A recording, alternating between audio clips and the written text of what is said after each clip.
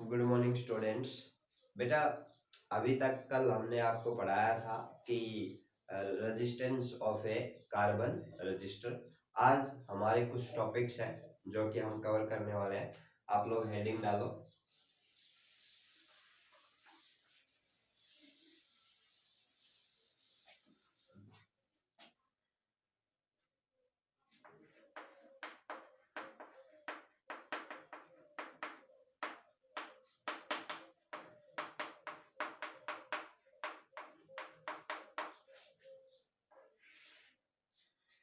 हमारा जो आज का टॉपिक है वो है वेरिएशन ऑफ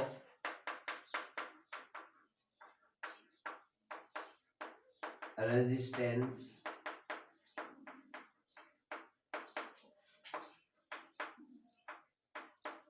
विद टेम्परेचर।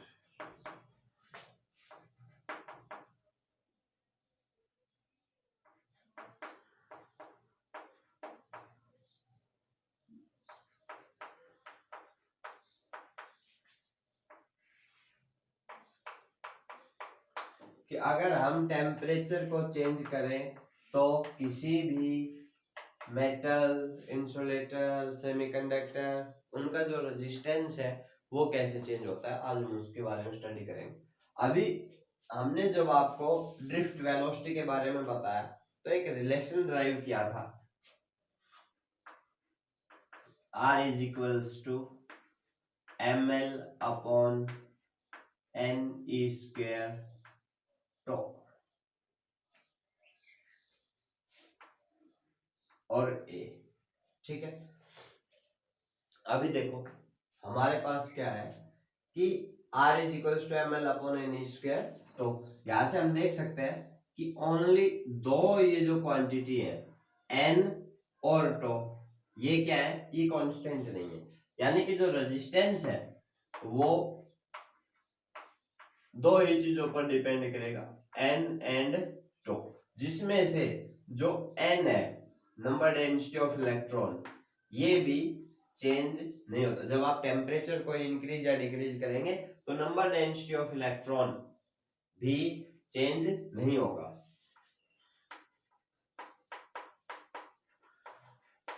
यानी कि यहां से हम सिंपली कह सकते हैं कि भाई जो रेजिस्टेंस है वो इनवर्सली प्रोपोर्शनल है किसके, टो के। अब देखो, अब कोई भी हमारे पास एक कंडक्टर है, हम क्या कर रहे हैं, ये हमारे पास एक कंडक्टर है, हम इसका टेम्परेचर इंक्रीज कर रहे हैं। अभी ये जो इलेक्ट्रॉन्स है ये पॉजिटिव इलेक्ट्रोड की तरफ मूव कर रहे हैं,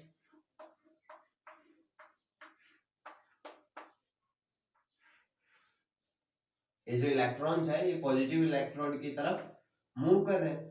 अब ये जो इलेक्ट्रॉन्स है, ये जो कंडक्टर के एटम्स है, इनके साथ इनका कोलिजन होता है। अगर हम टेम्परेचर को इंक्रीज करते हैं, जैसे ही आप टेम्परेचर को इंक्रीज करेंगे, इलेक्ट्रॉन्स बहुत जल्दी जल्दी कोलिजन करेंगे, किसके साथ, कंडक्टर के एटम्स के साथ। और जब जल्दी जल्दी कोलिजन होगा तो जो रिलैक्सेशन टाइम है, time between two successive collision, वो क्या होगा, डिक्रीज होगा। यानी कि जब हम टेम्परेचर को इंक्रीज करेंगे तो रिलैक्सेशन टाइम डिक्रीज होगा, और रिलैक्सेशन टाइम डिक्रीज होगा तो रेजिस्टेंस इंक्रीज होगा। यानी कि यहां से आप कह सकते हैं कि अगर हम किसी कंडक्टर का टेम्परेचर अगर इंक्रीज करते हैं तो उसका रेजिस्टेंस भी इंक्रीज होगा।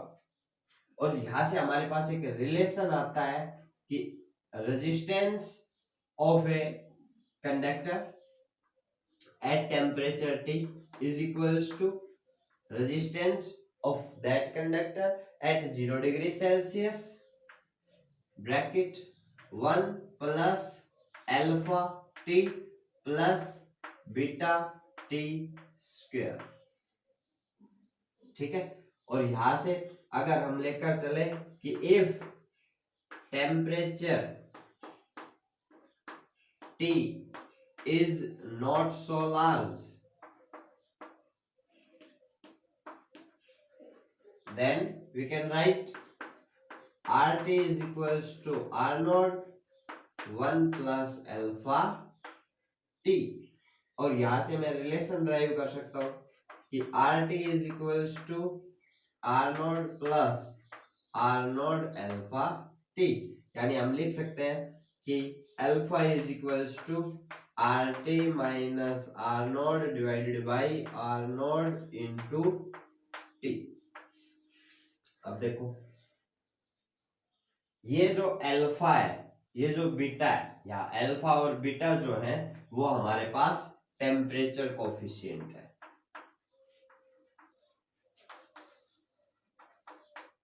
Temperature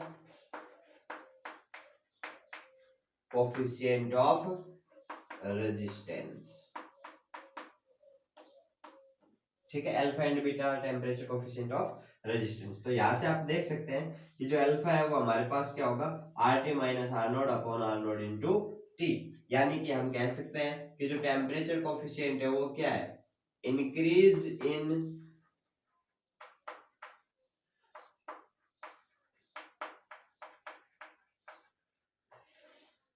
divided by original resistance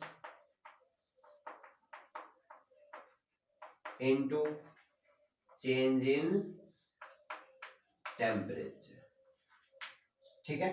यानी कि जो टेम्परेचर कोफिशिएंट है हमारे पास कंडक्टर के लिए वो क्या होगा, change in resistance upon original resistance into change in temperature.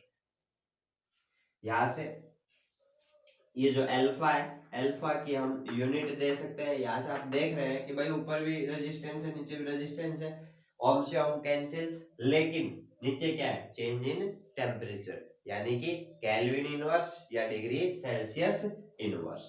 तो यूनिट जो है वो क्या रहेंगे, केल्विन इनवर्स या degree Celsius inverse. These are the units of temperature coefficient of resistance. अभी ये जो अल्फा की वैल्यू है ये हमारे पास मेटल्स के लिए पॉजिटिव होगी, क्योंकि मेटल के केस में जब आप टेम्परेचर को इंक्रीज करेंगे तो रेजिस्टेंस सिंपली इंक्रीज होगा। इंसुलेटर और सेमीकंडक्टर दोनों के लिए जो अल्फा की वैल्यू है वो नेगेटिव होगी, क्लियर। और जो एलॉयज है, एलॉयज के लिए जो अल्फा की वैल्यू है वो स्मॉल एंड पॉजिटिव होगी, ठीक है, ओके। इसके बाद हमारा टॉपिक आता है कि variation of resistivity with temperature, variation of resistivity with temperature. इसको नोट करो fast.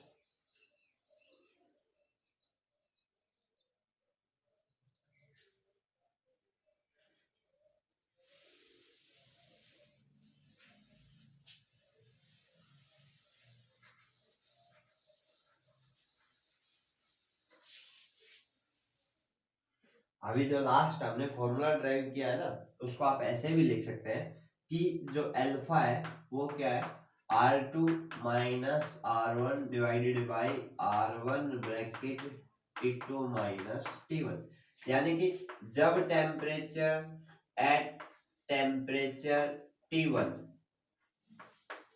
Resistance is equals to R1, और जब हमने टेम्परेचर कितना कर दिया at temperature T2 resistance is R2, यानी कि जो अल्फा है वो हमारे पास क्या होगा, change in temperature divided by original temperature into change in resistance, ठीक है। तो इस तरीके से आप अल्फा किसी भी मेटल के लिए कैलकुलेट कर सकते हैं।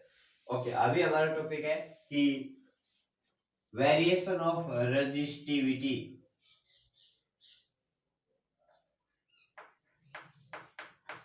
Variation of resistivity with temperature. अभी देखो रेजिस्टिविटी हमारे पास होती है, जैसे कि हमने इससे पहले लिखा कि R is equals to ml upon Ne² tau A।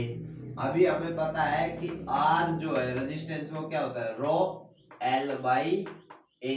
तो यहां से आप देख सकते हैं कि अगर हम एल और ए को एलिमिनेट कर दे तो जो रजिस्टिविटी है वो हमारे पास क्या हो गई, m upon N E square tau. यानी कि हम कह सकते हैं कि जो रजिस्टिविटी है वो दो फैक्टर्स पर डिपेंड करेगी, n एंड टो।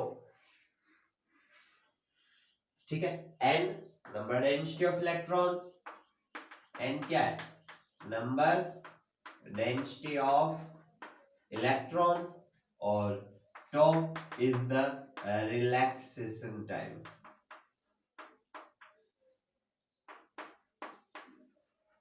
अब देखो फिर से हम लेकर चलते हैं, पहला केस हमारे पास कंडक्टर के लिए। कंडक्टर के केस में रजिस्टिविटी, अब देखो कंडक्टर के केस में जब आप टेम्परेचर को इंक्रीज करेंगे, क्योंकि हमारा टॉपिक है variation of resistivity with temperature in case of conductor. Conductor के केस में जब आप टेम्परेचर को इंक्रीज करेंगे तो नंबर डेंसिटी ऑफ इलेक्ट्रॉन पर कोई खास इफेक्ट नहीं होगा, लेकिन जो रिलैक्सेशन टाइम है वो क्या होगा, डिक्रीज होगा। इससे पहले हम पढ़ चुके हैं। अब जैसे रिलैक्सेशन टाइम डिक्रीज होगा तो रजिस्टिविटी क्या होगी, इंक्रीज होगी। यानी कि हम कह सकते हैं कि resistivity increase with increase in temperature. ठीक है, और हमें जो रिलेशन देखने को मिलेगा, अगर मैं यहाँ ग्राफ ड्रा करूं किस किस के बीच, रजिस्टिविटी और टेम्परेचर के बीच, इधर मैं टेम्परेचर को इंक्रीज कर रहा हूं तो इधर रजिस्टिविटी के अंदर इंक्रीज देखने को मिलेगा, और जो ग्राफ है वो हमारे पास इस तरीके से होगा।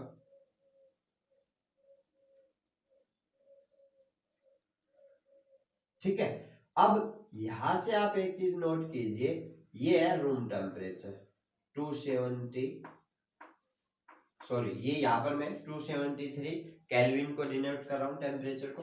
अभी यहाँ पर क्या है कि 500 केल्विन तक, 500 केल्विन तक आपको एक लीनियर रिलेशन देखने को मिलेगा रजिस्टिविटी और टेम्परेचर के बीच। अगर 500 केल्विन से ज्यादा टेम्परेचर अगर आपने कर दिया तो ये जो रिलेशनशिप है, लीनियर रिलेशनशिप रजिस्टिविटी और टेम्परेचर के बीच में, ये डिस्ट्रॉय हो जाएगी। ठीक है, अगर हम बात करें एलॉयज की, तो एलॉयज के केस में जो ग्राफ है वो एक स्ट्रेट लाइन देखने को मिलेगा हमें। ठीक है, ये एलॉयज के केस में, ये जो ग्राफ है ये हमारा मेटल्स के लिए। अभी इसके बाद आता है, ये कंडक्टर के केस में था। अगर हम बात करें सेमीकंडक्टर की,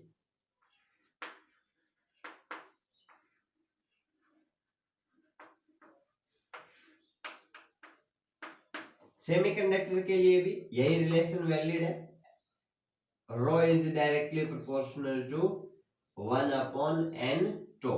अब देखो कंडक्टर के केस में n पर कोई इफेक्ट नहीं हुआ था, इसलिए हमने n को नेग्लेक्ट कर दिया था, लेकिन सेमीकंडक्टर के केस में, कंडक्टर के केस में n को नेग्लेक्ट किया था, सेमीकंडक्टर के केस में n को लेकर चल रहे हैं। अब जैसे ही हम टेम्परेचर को इंक्रीज करेंगे, ये जो नंबर डेंसिटी ऑफ इलेक्ट्रॉन है ये क्या हो जाएगी, इंक्रीज हो जाएगी, और रिलैक्सेशन टाइम डिक्रीज होगा। क्लियर, लेकिन ये जो फैक्टर है number density of electron, increase in number density of electron compensate the decrease in relaxation time, यानी कि जितना रिलैक्सेशन टाइम डिक्रीज होता है उससे कहीं ज्यादा number density of electron increase हो जाती है। तो इस केस में आप देख सकते हैं मेनली जो हमारा डिनोमिनेटर है वो क्या हो गया, इंक्रीज हो गया। जैसे ही डिनोमिनेटर इंक्रीज हुआ हमारा फ्रैक्शन डिक्रीज होगा। यानी कि हम कह सकते हैं कि सेमीकंडक्टर के केस में जब आप टेम्परेचर को इंक्रीज करेंगे तो रजिस्टिविटी डिक्रीज होगी।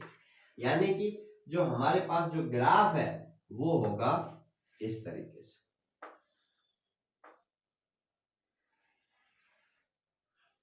क्लियर, इधर हम रजिस्टिविटी लेकर चल रहे हैं, इधर हम टेम्परेचर लेकर चल रहे हैं।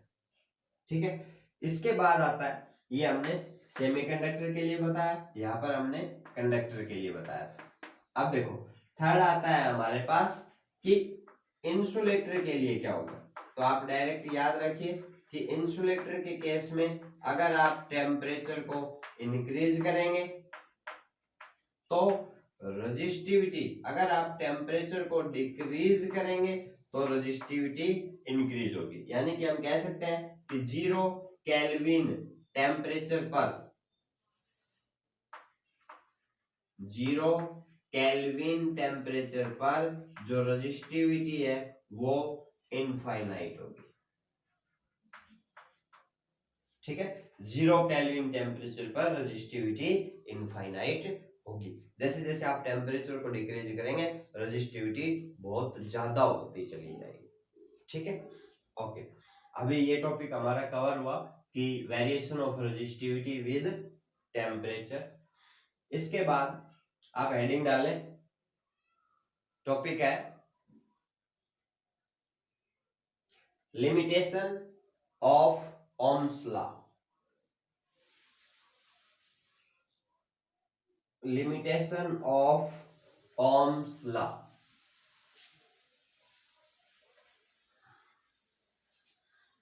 या some application of Ohm's law, कुछ भी लिख सकते हो आप।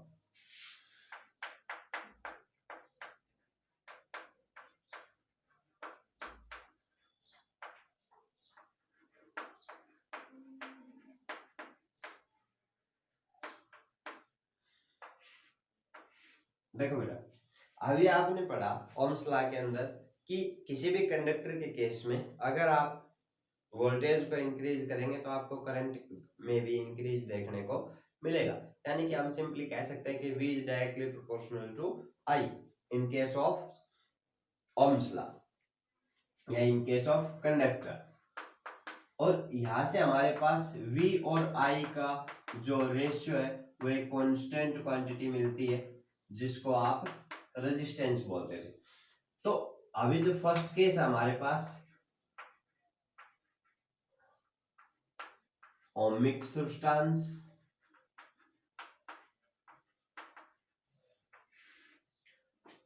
Non ohmic substance.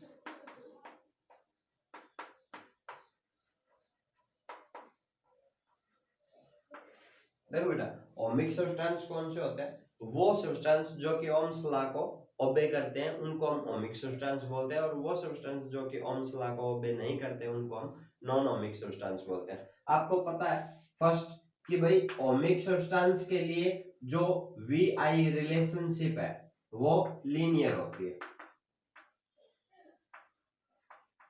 We I relationship is linear किसके केस में? ओमिक के केस में। लेकिन नॉन ओमिक के केस में V I relationship is not linear. Linear का मतलब है, देखो पहले मैं आपको दिखा रहा हूं कि ओमिक सब्सटेंस के केस में इधर अगर हम वोल्टेज लेकर चले, इधर हम करंट लेकर चले तो हमें एक स्ट्रेट ग्राफ देखने को मिलता था ओमिक के केस में। लेकिन नॉन ओमिक के केस में जो हमें ग्राफ देखने को मिलेगा वो एक लीनियर लाइन नहीं होगी, इस तरीके से लाइन होगी। देख रहे हैं, this is the relationship between voltage and current in case of non ohmic substance. दूसरा हमारा केस आता है कि ओमिक के केस में अगर आप वोल्टेज के साइन को अपोजिट कर दे, जैसे कि अगर वोल्टेज पॉजिटिव थी और उसी अमाउंट से अगर आप उसको नेगेटिव कर दे, ठीक है, वैल्यू कांस्टेंट है, मैग्नीट्यूड कांस्टेंट है, लेकिन आपने क्या कर दी? डायरेक्शन अपोजिट कर दी, तो करंट पर कोई, करंट के अमाउंट पर कोई इफेक्ट नहीं पड़ेगा। देखो इन केस ऑफ ओमिक सब्सटेंस, लिख लो आप, इन case of ohmic substance if sign of applied voltage is opposite, then there is no change in the magnitude of current.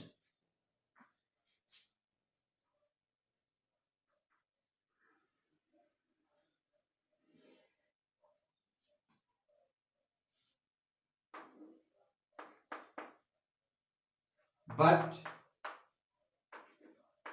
in case of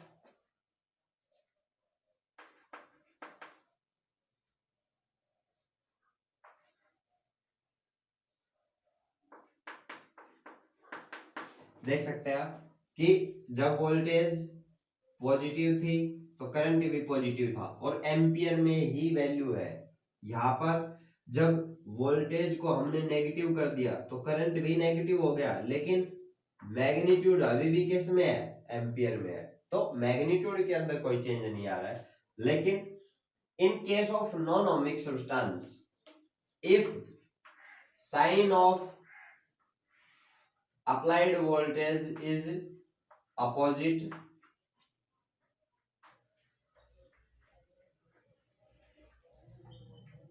if sign of applied voltage is opposite, then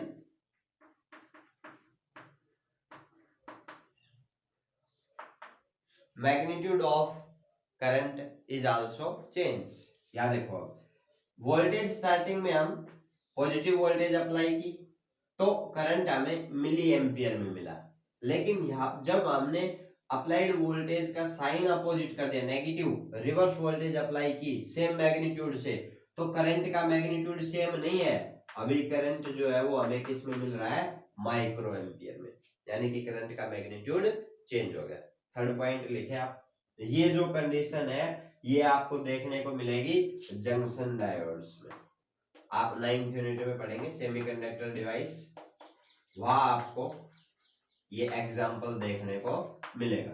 ठीक है, junction diode. इसके बाद third point है कि in case of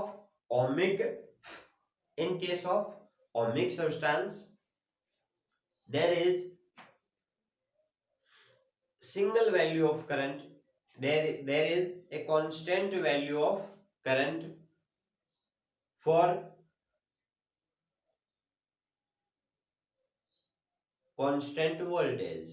देखो, जैसे कि अगर मैं इसी को डिफाइन करूं, अभी ये हमारे पास मान लिया ये वोल्टेज है, इस वोल्टेज के लिए करंट की एक फिक्स वैल्यू होगी, देख सकते हैं आप। ठीक है, ये जो वोल्टेज है V1, इसके लिए एक ही करंट की वैल्यू है I1, या फिर हम कह सकते हैं कि ये जो करंट की वैल्यू है ये एक फिक्स वोल्टेज के लिए है, V1 के लिए। ठीक है, अभी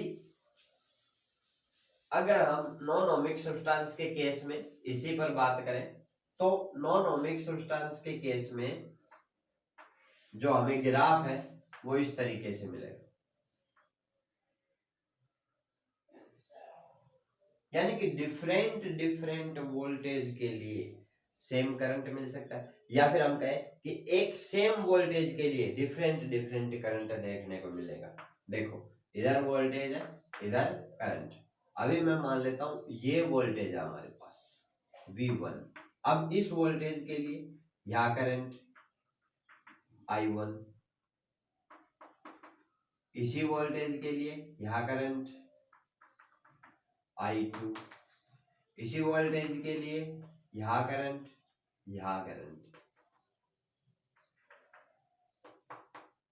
I3 एंड I4। अब देखो, in case of non-ohmic substance there is different value of current for a single voltage, this happens only in non-ohmic substance। Clear? इसके बाद कल हम आपको पढ़ाएंगे combination of register in series and parallel. अभी आप इनको रिवाइज कीजिए। Thank you.